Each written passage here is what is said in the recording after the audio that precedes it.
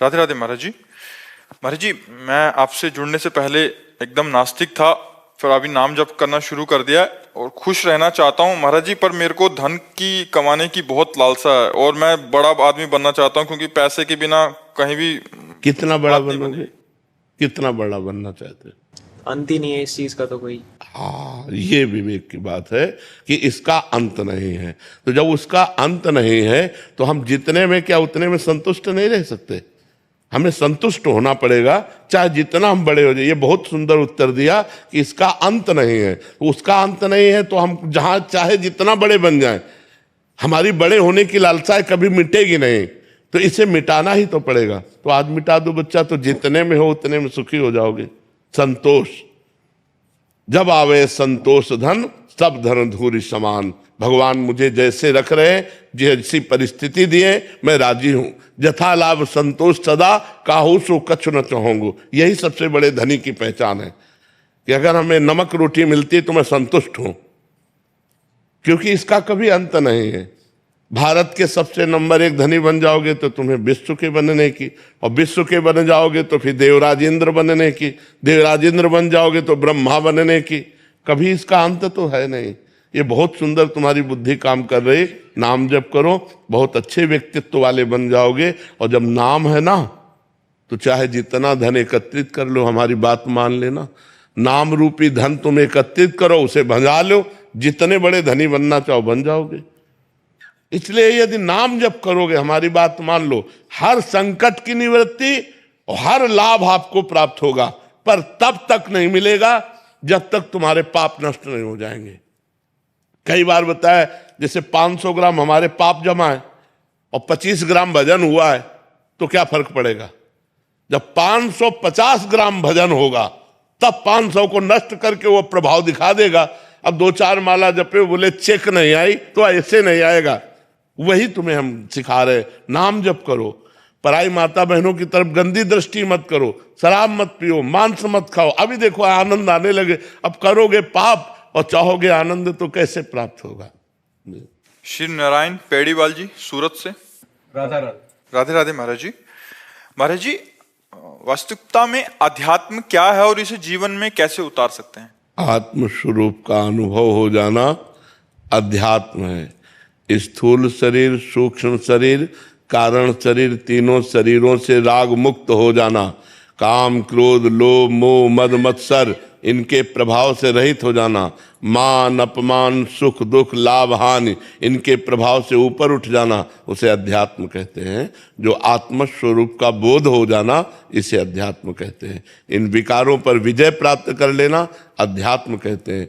जगत में एक ब्रह्म के सिवा दूसरा कोई नहीं, ऐसा अनुभव हो जाना अध्यात्म योग कहते हैं। धर्म क्या है महाराज जी? धर्म जिसे शास्त्र आज्ञा करते हैं कि करो, वो धर्म है। और जिसे निषेध करते हैं कि ना करो, उसे अधर्म कहते हैं। चला कैसे? संत महात्माओं का अनुगमन करते हुए, जो महापुरुष जिस मार्ग में गए हैं उसी मार्ग में हम चले, तो वो धर्म और अध्यात्म का मार्ग होता है। महापुरुष जो गए हैं वो सत मार्ग है। जो महापुरुषों के द्वारा मार्ग चयन किया गया है, उस मार्ग, जैसे रोड बना है, हम रोड पे चले तो सुविधा रहेगी, नया मार्ग तो हम फंस जाएंगे। ऐसे ही जिसमें महापुरुष गए हैं उसी मार्ग पर हम चले तो हम भगवत प्राप्त हो जाएंगे, हम आत्मबोध प्राप्त कर लेंगे, हम धर्म का संचय कर पाएंगे। मनमानी आचरण से नहीं इस मार्ग में चला जाता, गुरु आज्ञा के अनुसार चला जाता है। किसी भी महापुरुष का आश्रय लेकर उनकी आज्ञा के अनुसार हम चले तो परमार्थ पर हम चल सकते हैं, परमार्थ को हम समझ सकते हैं। नहीं तो हमारा मन बुद्धि के अनुसार चलना वो जागतिक ही होगा, भागवतिक तो होगा आध्यात्मिक गुरु के द्वारा। वास्तविक जो अध्यात्म में चल रहे, ड्रामेबाजी, नाटक और पाखंड की बात अलग है।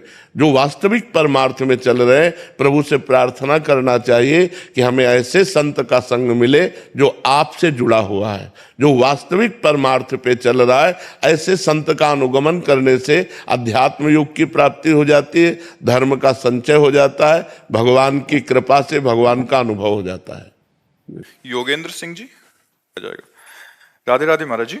महाराज जी, जब आत्मा सुख दुख से परे है तो नरक या स्वर्ग में जाने से पहले इसे कई प्रकार की यातनाएं और सुख कि यहाँ दुख का अनुभव कैसे होता है, क्योंकि मृत्यु के बाद नश्वर शरीर तो मृत्यु लोक पर ही नष्ट हो जाता है। इसका उदाहरण बिल्कुल फिट है। जब आप सैया पे सोए होते हो तो स्थूल शरीर सोया होता है ना, तो स्वप्न में जो सुख दुख होते हैं ना, लेकिन नहीं होते, लेकिन अनुभव में आते हैं ना। स्थूल शरीर तो पड़ा रहता है, सूक्ष्म शरीर से आप जब स्वप्न देखते हैं तो स्वाप्निक जो सुख दुख होते हैं वो अनुभव में आता है ना। ऐसे स्थूल शरीर तो जल जाता है, लेकिन सूक्ष्म शरीर जाता है। और आत्मा एक प्रकाश है, आत्मा एक पावर है। आत्मा कोई व्यक्ति नहीं है, वो पावर है। वो सूक्ष्म शरीर को पावर देता है, और भोग जब सूक्ष्म शरीर भोगता है तो अनुभव आत्मा को होता है। आत्मा को कोई कष्ट नहीं होता। नैनम छिन्दन्ति शस्त्राणि नैनम दहति पावका न चैनम क्लेदयन्त्यापो न शोष्यति मारुता। अग्नि जला नहीं सकती, जल डुबो नहीं सकता, वायु सुखा नहीं सकती। आत्मा अग्नेयास्त्र, वायुवास्त्र, वरुणास्त्र इनके प्रभाव से परे है। लेकिन जैसे स्वप्न में कोई दुख ना होने पर भी हमें दुख या सुख का अनुभव होता है। जो सपने सिर काटे कोई, बिन जागे दुख दूर न होई। अगर स्वप्न में कोई गला काट रहा है तो वैसे ही गला कटता हुआ नजर आता है, अपने को अनुभव आता है, भयानक दुख होता है, लोग चिल्ला पड़ते हैं, लेकिन एक खरोच भी नहीं होती। ये कब पता चला? जब जगे। ऐसे जीव को सूक्ष्म शरीर से नरक या स्वर्ग आदि के सुख या दुख भोगना पड़ता है। समझ पा रहे हैं आप? आत्मा निर्लेप होने पर भी वो सुख दुख का भोगता तब तक बना रहेगा जब तक भजन के प्रभाव से वो निष्पाप नहीं हो जाएगा, कर्म समाप्त नहीं हो जाएंगे। तब तक एक कर्म परंपरा, बार बार जन्म, बार बार मरण, बार बार दुख, बार बार सुख भोगना पड़ेगा। इसीलिए अध्यात्म शास्त्र है कि हम अध्यात्म गुरु बनाएं, उनके अनुसार उपासना करें, तो इस पापों से मुक्त होकर हम भगवान को प्राप्त हो जाएं। जब तक भगवत प्राप्ति नहीं होती तब तक ये सुख दुख स्वप्न की तरह भोगने पड़ेंगे, यद्यपि बिल्कुल मिथ्या है। अब जैसे सपने में कोई डूब रहा है तो बाहर से हम उसकी नाव की व्यवस्था कर दें, तैराक की व्यवस्था कर दें, लेकिन हम उसे बचा नहीं सकते। उसे बचाने का एक उपाय जगा दो। ऐसे ही ये जो हम सुख दुख भोग रहे हैं, इससे बचने का कोई उपाय नहीं। एक उपाय है, जग जाओ, मोह निद्रा से जग जाओ और ज्ञान प्रकाशित हो जाए तो सच्चे मानिए कोई सुख दुख का अनुभव नहीं होता। अब जैसे इस समय हमारी किडनी फेल है, कष्ट है, पीड़ा नहीं है। कष्ट है पर पीड़ा नहीं है, दुख है पर अनुभव नहीं है। कितना बढ़िया भगवान की कृपा है, नहीं तो अभी पड़े पड़े सड़ जाएं। हर कष्ट का बचने का उपाय केवल भगवान है, दूसरा नहीं है।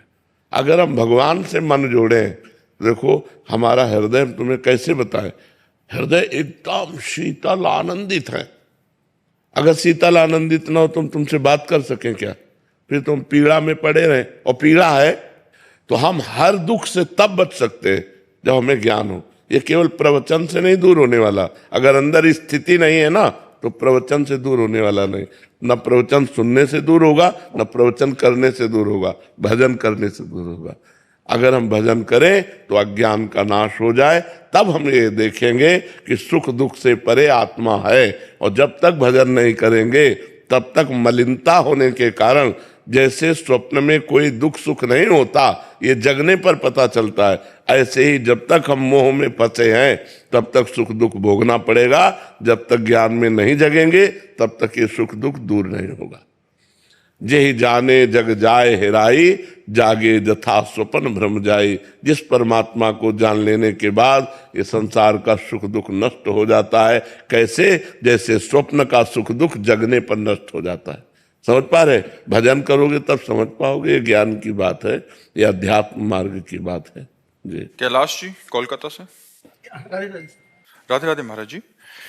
महाराज जी, साधु चरित शुभ चरित कपासु निरस विशद गुण में फल जासु, जो सही दुख पर छिद्र दुरावा बंदनी जे जग जस पावा। बुध मंगल में संत समाजू, जो जग जंगम तीर्थ राजू। महाराज जी, हम जैसों के लिए आखिर कब तक संत जन ऐसा? हाँ, मतलब यही तो, इसीलिए तो संत वंदना होती है कि दूसरों के प्रारब्ध को लेकर वो स्वयं भोगते हैं और दूसरों को सुख प्रदान करते हैं, अपने भजन का, अपनी तपस्या का फल दूसरों को, इसीलिए संतों की वंदना की गई है।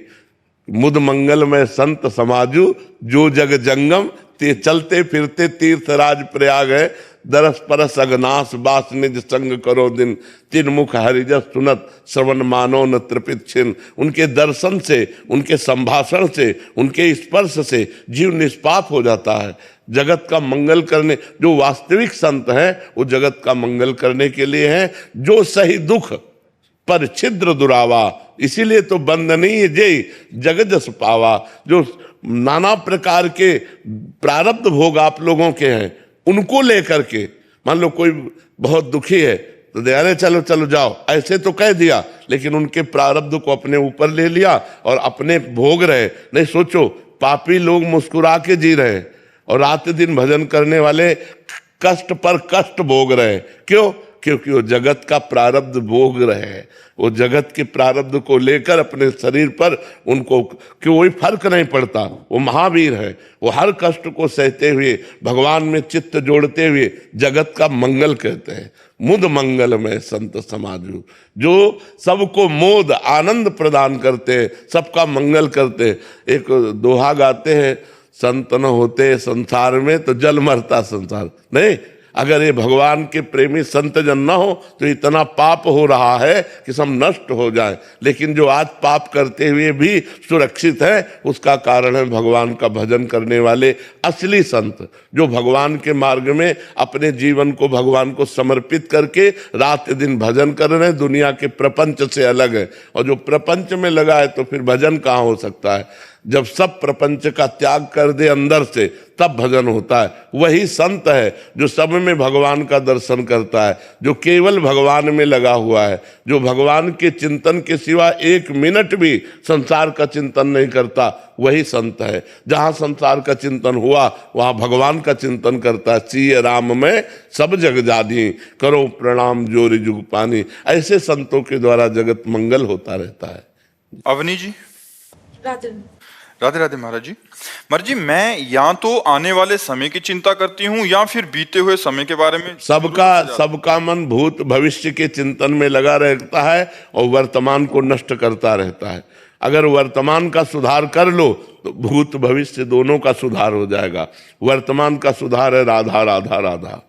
हर सेकेंड वर्तमान का यदि हम नाम जप कर रहे हैं तो हमारी दसों दिशाएं मंगलमयी हो जाएंगी, हमारा भूत भविष्य पावन हो जाएगा। भाव कुभाव अनख आलसहु, नाम जपत मंगल दिशि दशहु। दसों दिशाओं में उसका मंगल होगा कहीं जाए, क्योंकि नाम पहारू दिवस निशि। रात दिन नाम का पहरा है तो कोई पापाचरण नहीं हो पाता, हृदय आनंद से भर जाता है और भगवान की कृपा प्राप्त होती है। इसलिए सब नाम जप करो। ये भूत भविष्य के चिंतन से तुम कुछ नहीं बना पाओगे। जो हो गया उसका हम चिंतन क्या करें, और जो होना होगा वो हमारी समझ के बाहर है। जा रहे हैं हम, 1 मिनट में मर जाएंगे, क्या समझ हमारी? तो हमारा भविष्य का चिंतन क्या, हमारे करने से क्या होगा? तो हम भूत भविष्य के चिंतन को छोड़े, वर्तमान में राधा राधा जपे, राम राम जपे, कृष्ण कृष्ण जपे, जिससे हमारा वर्तमान पवित्र तो भविष्य भी पवित्र और भूत भी पवित्र हो जाएगा। हमारे चिंतन अगर ज्यादा भूत भविष्य का चिंतन होने लगा नकारात्मक, तो वही डिप्रेशन में पहुंचा देता है। इसलिए नाम जप करो जिससे तुम्हारी बुद्धि पवित्र रहे और तुम्हारी सकारात्मक सोच बने।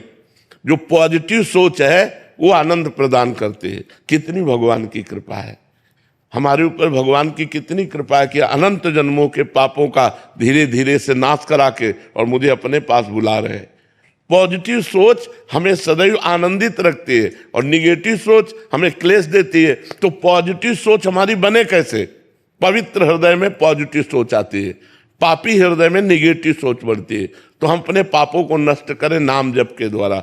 तो निगेटिव सोच नष्ट हो गई तो हम दुख में भी सुखी रहेंगे। अगर हमारी पॉजिटिव सोच नष्ट हो गई तो सुख की सामग्रियों के बीच में रहते हुए भी हम डिप्रेशन में हो जाएंगे। इसलिए नाम जप अत्यंत आवश्यक है, सबको चाहिए। वो आजकल काउंटर चले हैं, गिनती करके नाम जप करो तो और मन लगता है। आज 50,000 नाम जप किया, आज 60,000 नाम जप किया, इससे परम मंगल हो जाएगा। ओमवीर दास जी। महाराज जी, आपने जैसे अभी बोला कि पॉजिटिव सोच, कितनी कृपा है कि भगवान की कि ऐसा कष्ट के बाद भी ऐसा। महाराज जी का प्रश्न भी यही है कि शरीर में बहुत अपंग है कि महाराज जी कह रहे हैं कि अगला जन्म क्या मुझे निरोग मिलेगा, मतलब ये इसी जन्म में भोग लूं। हम अगला जन्म चाहें क्यों? हम अगला जन्म चाहें क्यों? हम अपने प्रभु के पास क्यों ना पहुंचे? हम चाह क्यों करें? देखो, गलत चाह करोगे तो वैसे ही परिणाम मिलेगा। ये गलत चाह है। जब भरत जी अगले जन्म में हिरन बन सकते हैं तो हम सुअर कुत्ता क्यों नहीं बन सकते? हमारे कर्म बिगड़ जाए तो हम सुअर कुत्ता बनेंगे। तो हम भगवान से प्रार्थना करें कि हमको इसी जन्म में ऐसा भजन दो। भजन कोई हाथ से नहीं होता, भजन मन से होता है। अगर हमारा मन ठीक है तो भजन में लगा है, और अगर हमारा भजन हो रहा है और हमारा शरीर छूटा तो हम दिव्य शरीर, भगवत पार्षद शरीर प्राप्त करेंगे और भगवान की सेवा में रहेंगे। अगले जन्म को हम क्यों मनाएं? जैसा हम सोचेंगे वैसा हम बन जाएंगे, और जैसा बनना है वैसा सोच करें हम। तो हम ये सोच करें कि इस जन्म में डट के भजन करते हैं, बड़ी कृपा भगवान की, भोगों से बच गए, संसार के प्रपंच से बचे। यही शरीर स्वस्थ होता तो भोगों की तरफ भागता, आज अस्वस्थ है तो भगवान की तरफ भाग रहा है। बड़ी कृपा है कि भगवान ने हमें संसार के लायक नहीं बनाया, नहीं संसार हमको लूट लेता, फंसा लेता। बहुत विचित्र संसार का खेल है। बड़ी कृपा भगवान की कि हमें कोई आदर नहीं करेगा, हमें कोई पसंद नहीं करेगा, ये भगवान की बड़ी कृपा है।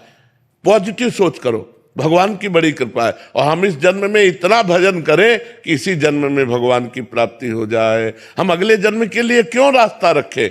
यही हमारी कमी है कि हम अगले जन्म के लिए रास्ता रख देते। नहीं, इसी जन्म में हम भगवान को प्राप्त करेंगे। और मनुष्य जन्म मिला ही भगवान की प्राप्ति के लिए। कोई हाथ पैर टांग से थोड़ी भजन होता है। भजन तो जबान और हृदय से होता है। मुख में हो राम नाम, राम तेरे हाथ में, बंदे तू अकेला नहीं, राम तेरे साथ में। अगर हमारी जिह्वा पे नाम चल रहा है तो शरीर अपंग हो कैसा हो, इससे क्या लेना देना है। 8 जगह से टेढ़े थे अष्टावक्र जी। एक जगह से आदमी टेढ़ा हो तो कितना झटका मार के चलता है। 8 जगह से टेढ़ा हो। और जनक जी के गुरु थे।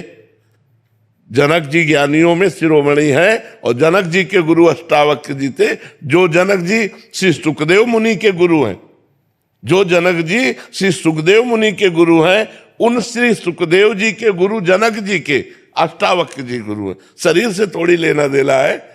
आत्मा निर्मल दिव्य प्रकाशमयी है। खूब भजन करो, भगवान को प्राप्त करो। सब दुखों को औखद नाम गुरबानी में लिखा है। जासु नाम भव भेषज हरन घोर त्रैशूल। तीनों तापों का नाश करने वाला और समस्त रोगों का नाश करने वाला, समस्त शोकों का नाश करने वाला भगवान का नाम है। अगर भगवान का नाम जप किया जाए पर गंदी बातें छोड़कर, जैसे तो फिर आनंद की प्राप्ति होने लगी। जतिन जी। राधे राधे। राधे राधे महाराज जी। महाराज जी, सही मार्ग पर चलने के कारण महाराज जी अकेलापन बढ़ता जा रहा है, क्या ये सच्चे साधक की प्रकृति है? इससे कैसे उभरें या नहीं, उभरना नहीं, इसी पे रहना है। सबसे प्रेम करो, सबसे व्यवहार करो। सब जीवन सो प्रीति सिद्धांत है, लेकिन रीति निभाता अपनी। असंग रहो, सब में भगवत भाव से प्रेम करो और अपने को अकेला समझो। अपना अकेलापन प्रभु के साथ जोड़ दो। मेरे तो गिरधर गोपाल, दूसरों न कोई, बस जीवन सार्थक हो जाएगा। और जो यहां किसी को संगी बनाता है उसे रोना ही पड़ता है। अच्छा, यहां मरना सबको है, एक दिन मरना सबको है। हम सबकी तारीख और समय बिल्कुल निश्चित है। तो मरने के पहले वो कर लो ना जो मरने पर विजय प्राप्त करावे, वो है भजन। और वो कोई करना नहीं चाहता। जहां दिमाग में थोड़ा आया तो शराब पी लिए, व्यभिचार कर लिए, गंदी आदतें करके और मन को मलिन कर लिया, और सोचते हैं मौज में है, हम शांति में हैं, हम आनंद में, कभी नहीं। भगवान से चित्त जोड़े बिना आनंद में नहीं। और जब सतमार्ग में चलोगे तो एक ही साथी है, वो भगवान, और दूसरा साथी भी बनाना नहीं चाहिए। अपने मन की बात केवल भगवान से कहनी चाहिए, वही सुनते हैं और वही निराकरण करते हैं। और अपने मन की कमजोरी या बात किसी से कह दें तो उसका दुरुपयोग हो जाएगा। रहीमन मन की मन व्यथा रखिए मन में गोए, सुन इठ लई हैं लोग सब बांट न ले है कोई। इसलिए अकेलापन बहुत सुंदर। असंगो हम पुरुषा, नाम जप करो, सबसे प्रीति का व्यवहार करो और अलग रहो। कोई गंदे आचरण नहीं, तो आप देखो गृहस्थी में रहते हुए आप संत हो जाओगे, साधु हो जाओगे गृहस्थी में रहते हुए। सुशीला जी, राधे राधे। राधे राधे महाराज जी। महाराज जी, मैं पिछले कुछ वर्षों से गुरु परंपरा से आए हुए गुरुदेव के वेदांत अध्ययन कर रही हूँ। श्रवण तो कर लेती हूँ मगर मनन व निधिध्यासन में आगे नहीं बढ़ पा रही। ज्ञान, कर्म और भक्ति का समन्वय बिना नाम जप के नहीं होगा। बिना नाम जप के केवल सुनने से वेदांत का अनुभव नहीं होता। खूब नाम जप करो, सब अनुभव हो जाएगा। राम राम नहीं कह पाते थे, मरा मरा शुरू किया तो ब्रह्म ऋषि हो गए कि नहीं हो गए? तो नाम जप करो, नाम जप करने से ही मंगल होगा। नाम जप बिना किए वेदांत सुन ले, सुनने मात्र से थोड़ी ज्ञान हो जाएगा। अंदर कूड़ा करकट भरा हुआ है, पहले उसे निकालो, वो निकलेगा भजन से। जितने भी ब्रह्म ऋषि हुए, जितने भी महात्मा हुए, सब भजन के बल से हुए। अगर भजन नहीं है तो केवल उपदेश सुनने और कहने से कोई ब्रह्म ऋषि नहीं हो जाता, कोई ब्रह्म बोध संपन्न नहीं हो जाता।